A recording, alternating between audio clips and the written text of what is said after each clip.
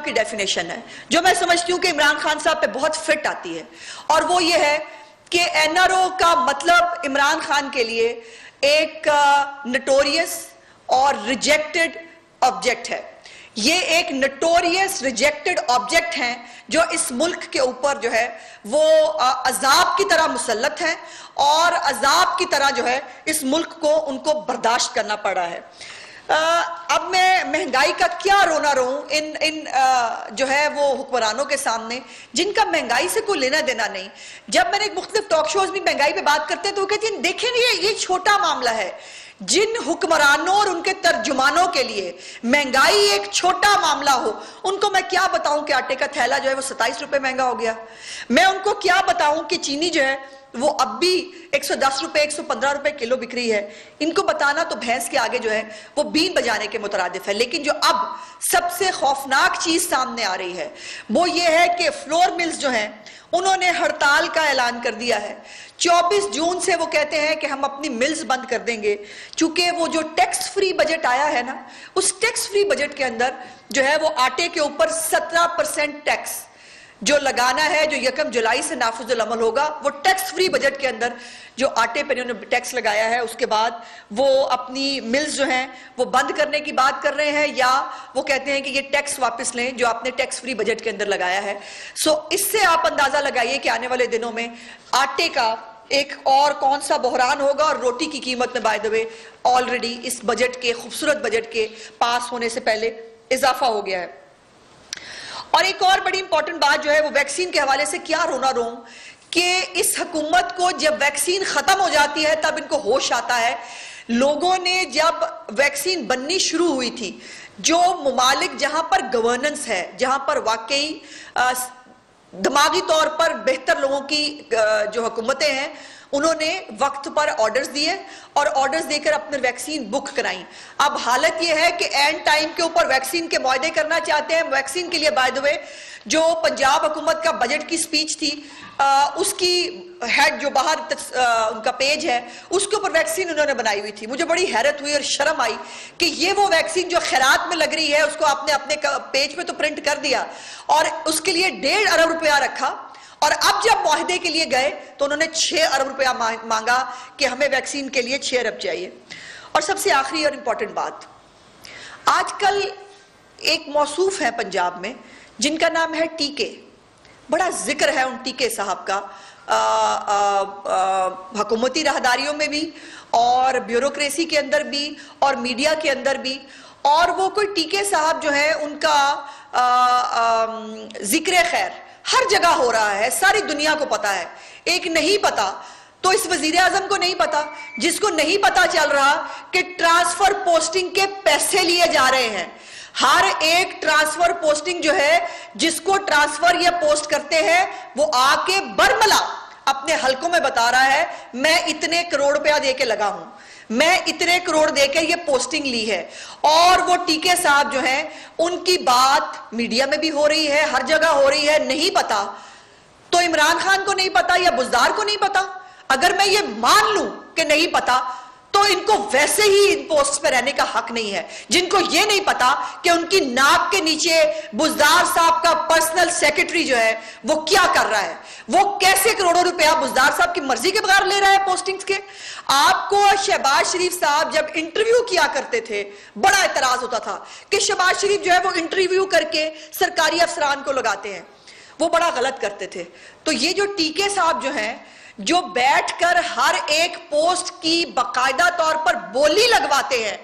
और मैं बरमला कहूंगी कि बुज़दार साहब की मर्जी से वो पैसे लिए जाते हैं और बुज़दार साहब को दिए जाते हैं। और मुझे नहीं मालूम कि शायद बुज़दार साहब अपना कोई हिस्सा ऊपर भी भेजते होंगे तभी तो खामोशी है। ये क्यों हर एक को पता है तो इमरान खान को पता नहीं है, और या इनको मालूम है और ये जानबूझकर ये पैसे कमाने की कोशिश की जा रही है। मैं मुतालबा करती हूं कि ये टीके साहब जो टीके लगा रहे हैं बैठकर वजीर आला हाउस के अंदर, जो बोलियां लगाकर सरकारी अफसरान को, जो मुबैना तौर पर करोड़ों रुपया लेकर उनको अफसरान को तैनात करते हैं। बहुत सारे अफसरान की रिपोर्ट्स और उनकी हमारे पास मौजूद है नाम, जो बरमला अपने इलाकों में जाके कह रहे हैं मैं इतने करोड़ दे के लगा हूं, मैंने इतने लाख दिए थे तो मैं लगा हूं, तो ये पैसे जो लिए जा रहे हैं और ये जो बातें की जा रही हैं, इसकी खबर इनको क्यों नहीं हो रही? और बुजदार साहब के फ्रंट मैनों की बात तो की ही जा रही थी, बुजदार साहब के रिश्तेदारों की बात तो की ही जा रही थी, बुजदार साहब की जो उन्होंने बुजदार लाकर जो है अपनी तरह के, वो यहाँ बहुत सारे 7 क्लब और 8 क्लब पे भागे फिर रहे होते हैं, जो मुबैना तौर पर इनको बुजदार साहब का जो है वो फ्रंटमैन कहा जाता है, उनके ऊपर भी किसी ने नोटिस नहीं लिया। क्यों नहीं नोटिस लिए जाते हैं इनकी बातों के ऊपर? मैं पूछना चाहती हूं, क्या ये अवामी मुफाद के मसाइल नहीं है? क्या रिंग रोड में, रिंग रोड बनने से पहले अरबों रुपए का टीका लगाना, अरबों रुपए खा जाना, ये इतने फनकार हैं कि अपने प्रोजेक्ट्स लगने से पहले अरबों रुपए खा जाते हैं? और मजे की बात, करोड़ों की तो बात ही ना करें, जो भी काम करेंगे अरबों में करेंगे और अरबों की करप्शन होगी। वो दवाइयों का मामला हो, वो आटे का मामला हो, वो चीनी का मामला हो, और बड़े बड़े पारसा जो है वो असेंबली के अंदर, एक पारसा हमारे वजीर सनत हैं, वो खड़े हुए, उन्होंने कहा कि उन्होंने भी नैब को चार्जशीट किया, उन्होंने कहा देखे नैब ने मुझे मियां असलम कोई गलत समझ के जो है वो मुझे नोटिस दे दिया, तो नैब की कार्रवाई को तो चार्जशीट उन्होंने ही कर दिया था। लेकिन उनको जो है वो बड़ी बातें उन्होंने की, लेकिन आटा जो स्कैम आया था उसके अंदर फ्लोर मिल्स ने किसी वजीर की बात की थी और कहा था कि उस वजीर की वजह से जो फ्लोर मिल्स हैं उनको आटे की बजाय मैदा बनाने की जो है वो की जा रही है। वो सारी रिपोर्ट सबके पास है, मीडिया के पास भी है, मेरे पास भी है, सबके पास है, लेकिन ना चेयरमैन नैब को नजर आती है ये चोरियां और डकैतियां, ना आला अदलिया को नजर आती है ये चोरियां और डकैतियां जिनके ऊपर सुओ मोटो हो सके, और ना ही कोई जो आला फोरम्स हो सकते हैं। FIA जो है उसको शहबाज शरीफ के पुराने किसी दौर की सब्सिडी और शहबाज शरीफ साहब के केस के अंदर, ये बड़ी इंपॉर्टेंट बात है कि वही केस जिसके ऊपर नैब जो है वो रेफरेंस दायर कर चुका है, नैब उसके ऊपर नैब का केस चल रहा है, लेकिन उसी केस में उन्हीं फैक्ट्स के ऊपर FIA ने इंक्वायरी खोल ली है। FIA जो दोबारा बुला रहा है, कानूनी तौर पर एक ही फैक्ट्स के ऊपर 2 केस नहीं हो सकते। ये मुझे समझ नहीं आ रहा कि कानून और आइन का इतना बड़ा खिलवाड़ इस मुल्क के अंदर हो रहा है और इस आदमी को कोई पूछने वाला नहीं। फैक्ट्स भी वही है जिन पे ऑलरेडी रेफरेंस चल रहा है, वही चीज है जिस रेफरेंस के ऊपर शहबाज शरीफ और हमजा साहब की हाई कोर्ट के फुल बेंच ने जमानतें मंजूर की, इन्हीं आमदन से जायद असासों के ऊपर और इन्हीं जो है वो फैक्ट्स के ऊपर जिनके ऊपर दोबारा अब कहा जा रहा है कि FIA जो है वो शहबाज शरीफ साहब और हमजा साहब को बुला रहा है। ये मौकरी है कि आप उन्हीं फैक्ट्स के ऊपर जिनके ऊपर ऑलरेडी केस चल रहा है उसके ऊपर आप दोबारा सिर्फ इमरान खान की ईगो की सेटिस्फैक्शन के लिए, क्योंकि शहबाज साहब के होते हुए डोंकी राजा की सरकार नहीं चलेगी नारा चल गया था, लग गया था, इसलिए इमरान खान साहब की जो शाही तबीयत है वो उस पर नागवार गुजरा और शहबाज साहब को जो है वो ये नोटिस मिला। हमने पहले भी बहुत सारे नोटिस भुगते हैं और अल्लाह का करम है कि PMLN की क़यादत जो है वो आला अदालतों से सुरखरू होकर निकली है। इस छोटे आदमी से ना कोई फेवर चाहिए ना कोई फेवर मांगते हैं, लेकिन ये जरूर है कि पाकिस्तान की कौम, पाकिस्तान की अदलिया और पाकिस्तान में अगर कोई इदारे आजाद हैं और वो देख रहे हैं तो वो देखें कि आखिर जब वाकई बड़ी सीटों पर छोटे लोग बैठ जाते हैं तो फिर क्या होता है, इसका नजारा सब लोग देख रहे हैं। शहबाज शरीफ साहब को तमाम इन केसेस के अंदर अल्लाह ताला ने सुरखरू किया और अब भी ये FIA बुला ले, ये जो मर्जी इंटेलिजेंस बुला लें, ये जो मर्जी कर लें, जो बात झूठ है वो झूठ है। और दूसरी तरफ जो चीनी की डकैती आपने जहांगीर तरीन और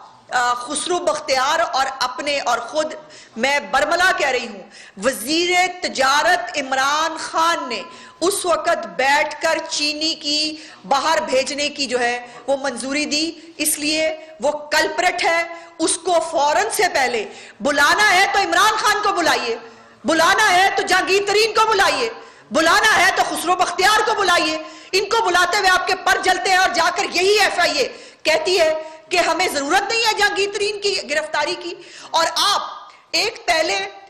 जहांगीर तरीन के लिए क्या